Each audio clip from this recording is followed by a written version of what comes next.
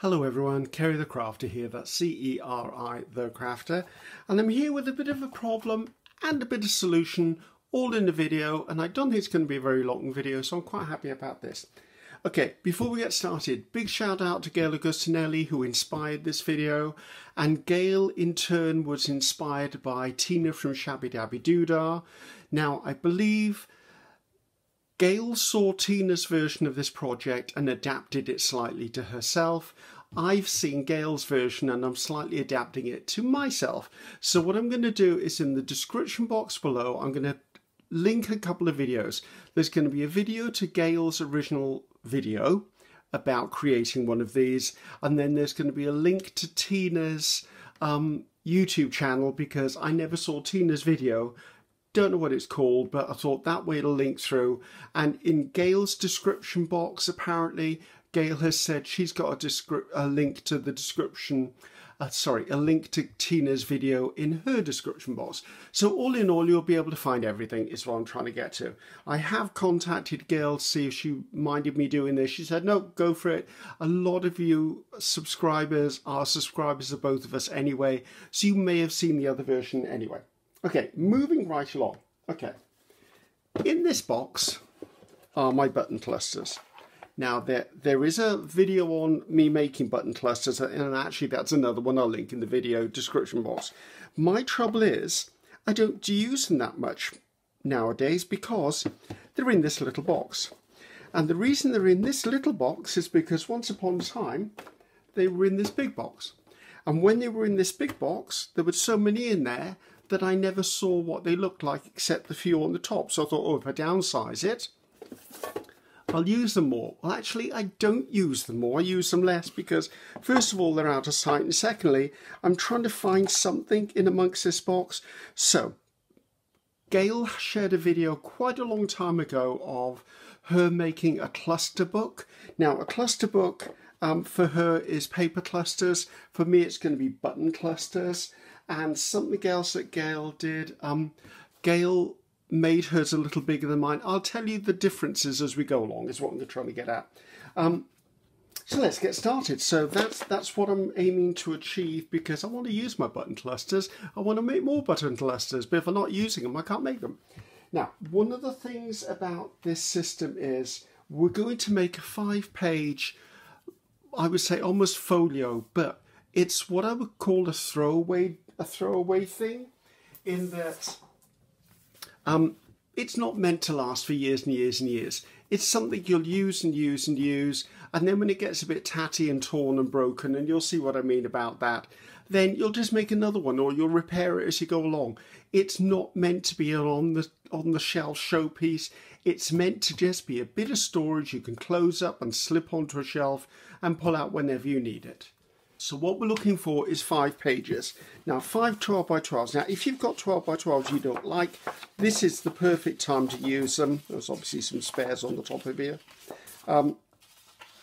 This pack, by the way, if you do see through it, I've used this before. It's called Vintage Diary by Sarah Davies at, oh my god, what's it called? Crafter's Companion. Yes, I'm sure it's Crafter's Companion. Yes, Crafter's Companion, there you go, I thought it was. Heck, I worked with Sarah a few times on TV, and you know, in my brain, no recollection. So I'm looking for one that I might want as the outside cover. Now you can, well that would be quite nice, you can of course do this with those 12x12s you don't like. You can do it with you could do it with anything that you want really. This is just basically the concept idea. I'm using up these 12x12s because these are what's left in this pad, if I can rip that, and I've not used them, so I do occasionally use them to do masterboards and stuff, but I'm not they're not calling to me, so they're playing on one side a lot, so I need 5 of them. It doesn't really matter what they look like, so why I'm making such a big fuss, I don't know. Probably because if there's 1 or 2 I would use for something else. 1, 2, 3, let's just go with those 5. Right, procrastination, Kerry is leaving the building. So, now, this is where I slightly differ to begin with Gail. Gail made hers 12 inches tall. I don't want them 12 inches tall for me because I don't have a shelf I can put something 12 inches tall on. So I'm going to cut 3 inches off each of these. And in doing so, that will give me scraps that can easily be turned into pockets or tuck spots or journal card bases or tags for another project. So I'm not worried. So I'm just going to look at these and go, where do I want to cut the 3 inches off? So I don't mind taking it right off the bottom there. Now, the sun is coming and going today. So what I plan to do is if the sun gets really annoying, I'm going to just pause the video and wait a few seconds because the clouds are scuttling overhead and as they're sweeping overhead, it doesn't bother me. I know that in a few seconds they're going to be gone, so I'll just keep doing it that way. And there's nothing that's really, how do I put this? Nothing that's controlled by time about this project. It's pretty much, there's no glue involved. Actually, that's a lie. I think there's a glue stick involved with one of the twists I'm doing.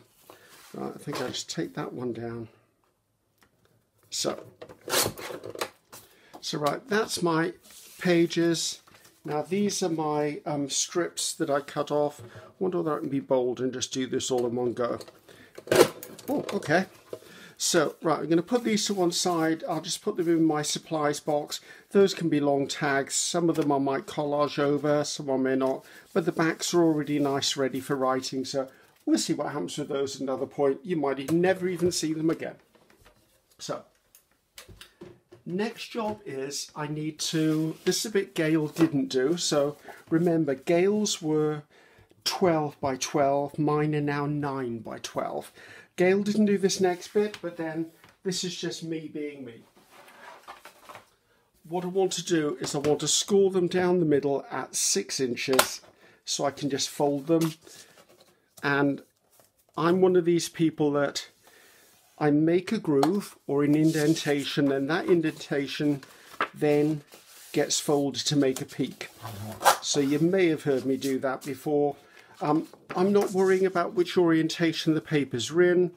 They're all going to get covered up at some point anyway.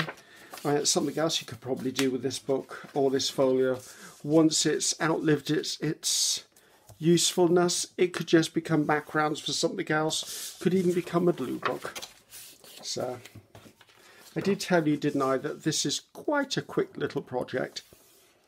Now, if you wanted this to be a more permanent project, of course, you could actually recycle a book.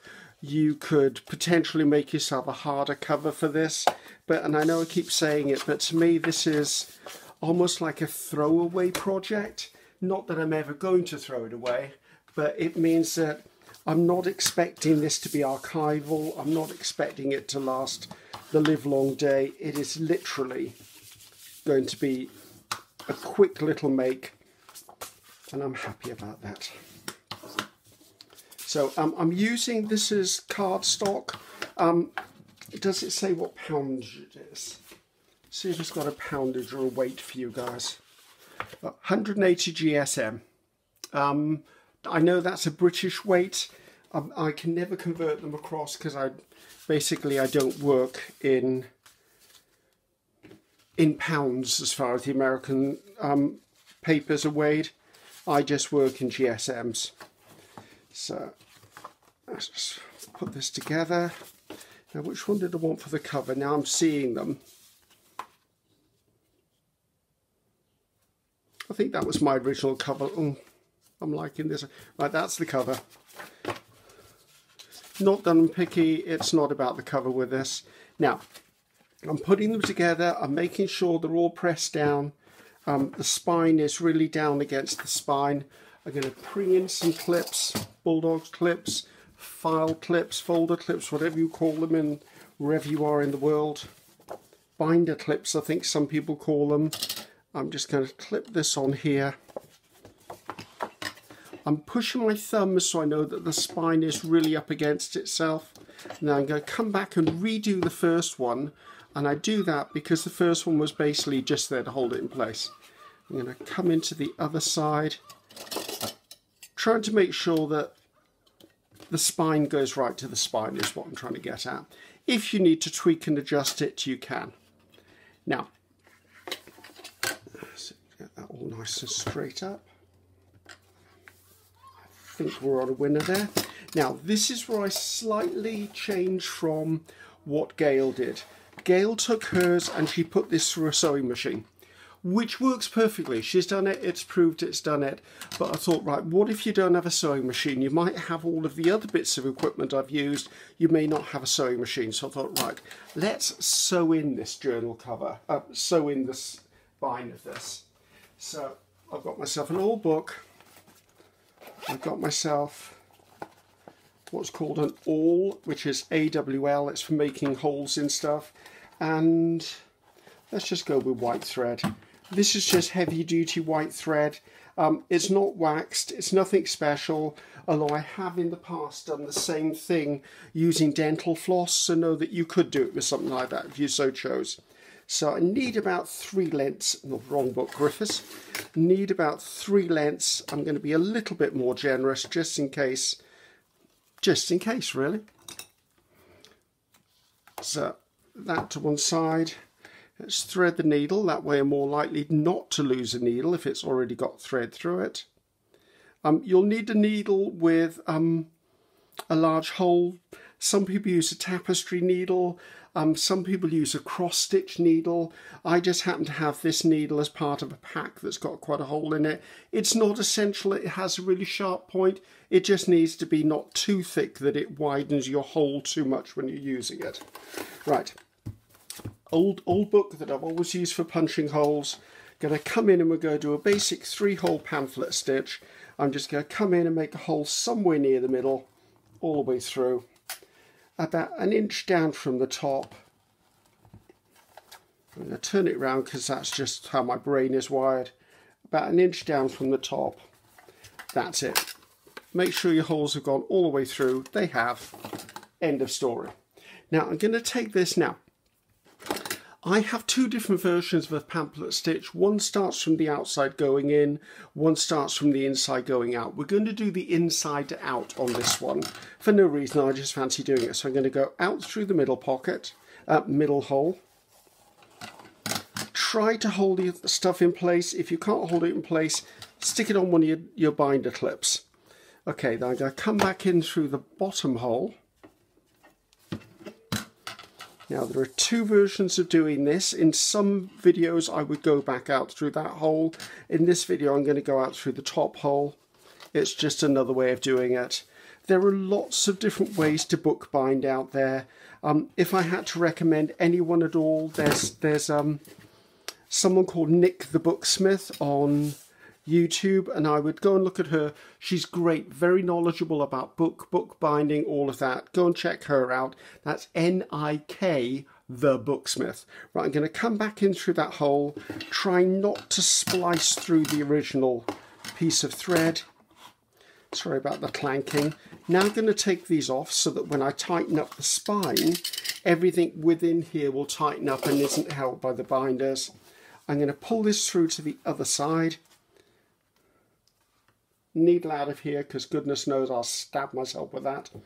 So now that I've got this in place, I've got the thread coming either side of the central one. I give it a little bit of a tug. I don't want to tug too much.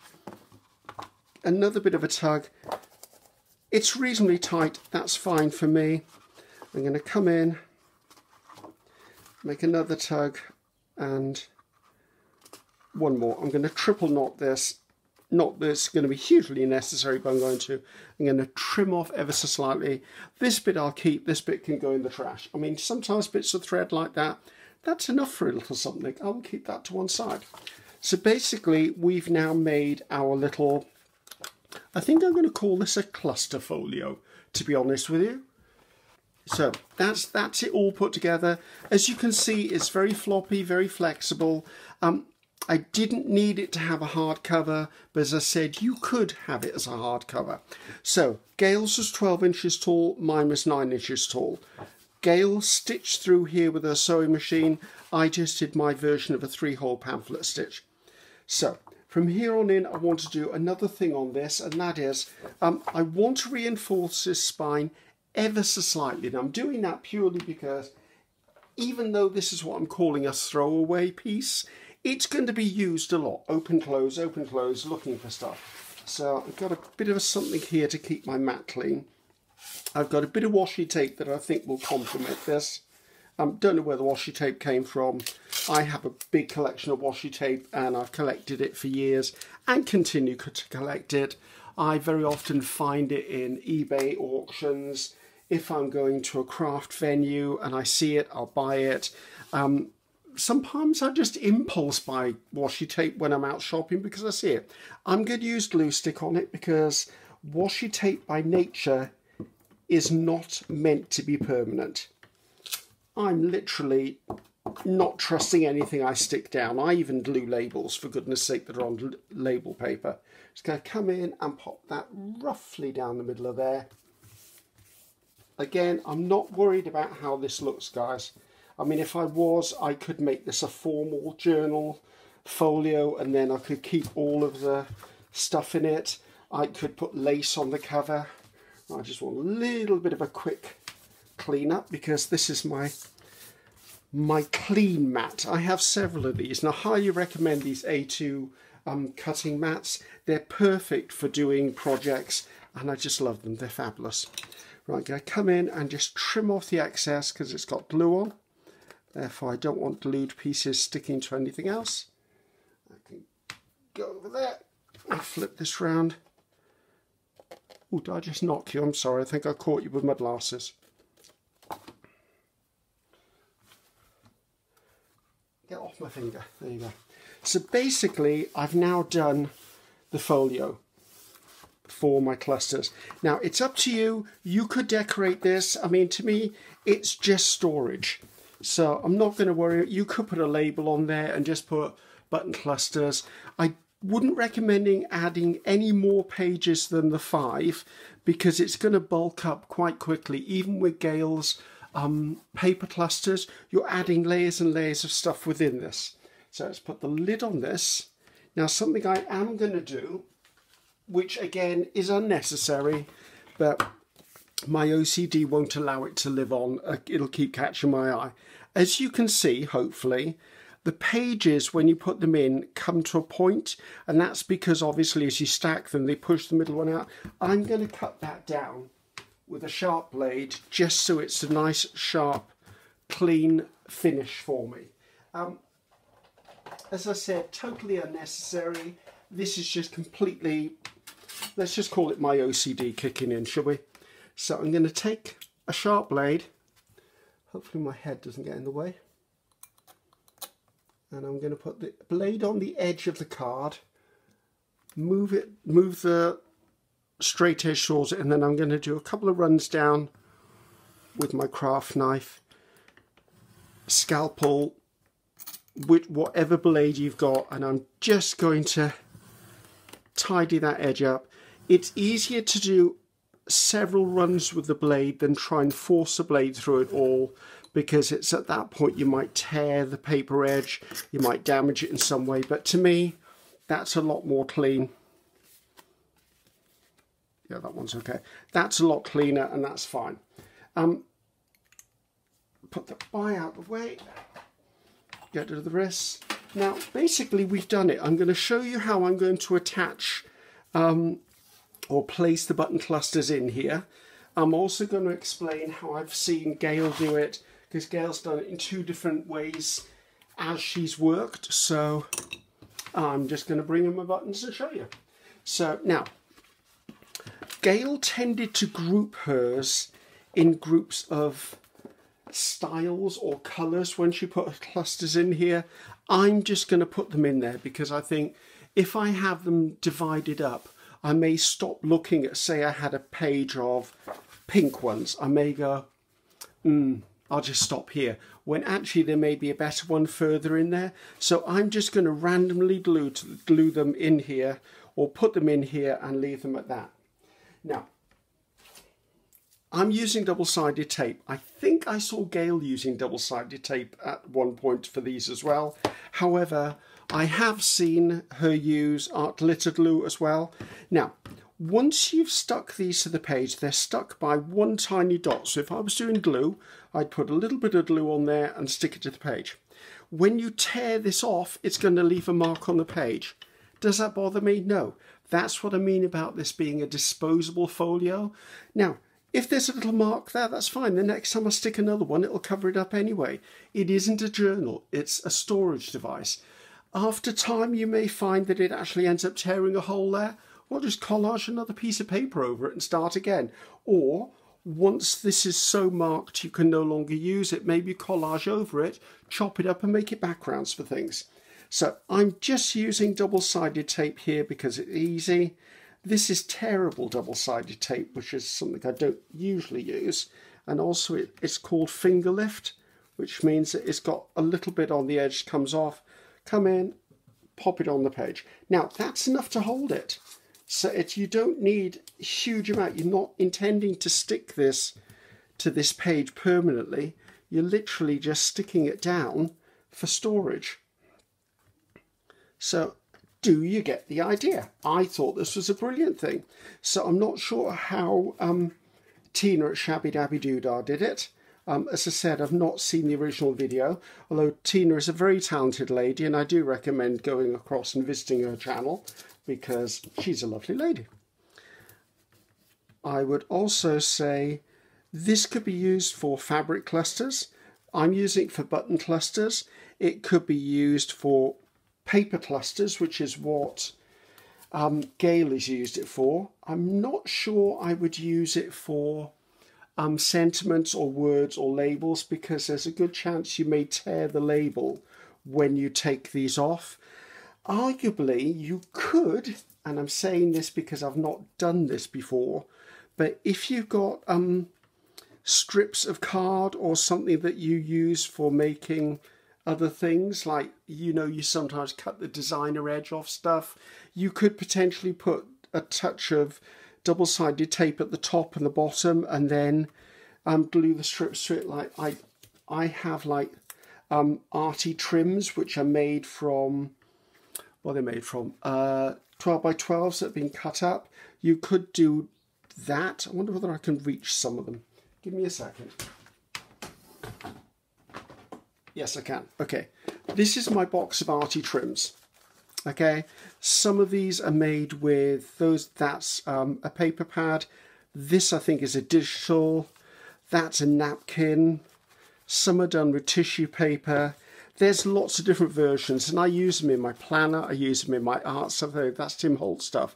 Now, there's no reason why, if you didn't make it a 12 by 12, that you didn't put a little touch of maybe glue on each end and just stick them in there, or put a little bit of double-sided tape each end, and then when it comes to use it, you can just take it off there, peel the backing off, sticking it onto there won't have injured the front, it'll stick to the back, and the back is waxed anyway with these, because that again is double-sided tape, but it's got the back on it. So hopefully that's something you enjoy seeing. So as you can see, I can just stick these down. Oh, helps to take the sticky off, Griffiths. So I would go through and stick them in, but look, they're not coming off, guys. That's just enough to hold them in place. I can shut this, put it onto my shelf. When I'm looking for a cluster, I can come in and pull it out. Now it's going to bulk up because you can put them down either side. I quite like them this way. I can now look at these clusters and go, you know what, they're fine. Now, I wonder whether I should show you how I would use them. So let's just put this one on here. Just pop down. So, okay. So say I came in, I went, right, I've got a tag, I want to put a cluster on it. I really like this cluster. So what I would do is I would just take the cluster, peel it off the back. It's still going to be sticky. This has got nothing on it. If I'd have put it down with a bit of art glitter glue, it probably would have lifted the surface off that. But that's okay, I can stick another cluster there. There you go. So that encourages me to keep making clusters. It's not damaged this anyway. If it does pull a bit of the backing off, so be it. That's not a problem. So I'm going to keep on filling this up.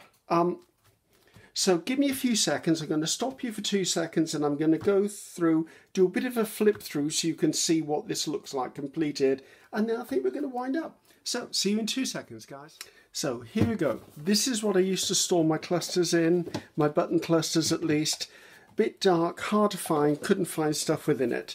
So out of what we've used today, we used 5 12 by 12 pieces of a cardstock to make this. And what did it produce? Well, I ended up with 10 tag bases, which can be written on the back, so I can collage on the front. So that's a bonus. That wasn't part of the project, but it ended up being part of the project because I trimmed my height from 12 down to 9, which gave me 3" by 6" tags. Always a useful thing to have. Now, yeah, I couldn't help myself. I had to stick something on the cover, so I put a dragonfly. It's a stamped image of a dragonfly onto a book page, and then I think I either put tissue or gesso over the top. Basically because that's what I wanted. I would much rather have this than this to find my button clusters in. Now, a few statistics. We made 10 bases. Within here I have, with the pages in here, I have 18 sides on which to use to glue down or stick down my button clusters, which means I put 8 button clusters per side, which means I could effectively store 144 button clusters just in this. Now, it would be considerably more bulky than this because they've done a few pages. However, I still would much rather grab this and flick through it. So I'm going to flick through and show you what was in that little box, because even I didn't know what was at the bottom. So, button clusters. As you can see, there they go. So 8 per page. So as I said, if you put 8 and 8 on every page, you'd have 144. You could use this for strips, as I said, if they still had their backing on. I know Gail uses them for for paper clusters. I think Tina in Shabby Dabby Doodah may have actually done these with paper clusters, and then instead of peeling them out, actually just tore the whole piece of paper out, so the page was actually part of the backing as well. As I said, I haven't seen the video, but I will link her channel. If I can find the actual video Tina did, I will link that as well. So as you can see, a great little way to store stuff.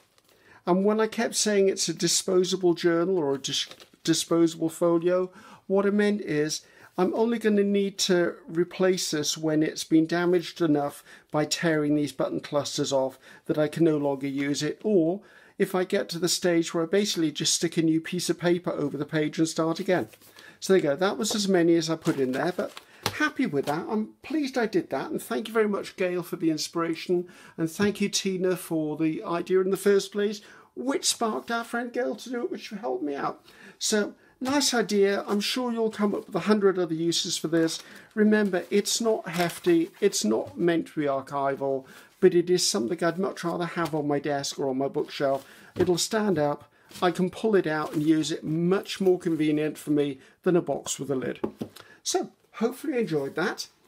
Until next time, I'm Kerry the Crafter, that's C-E-R-I the Crafter, and I'll see you around. Bye-bye now.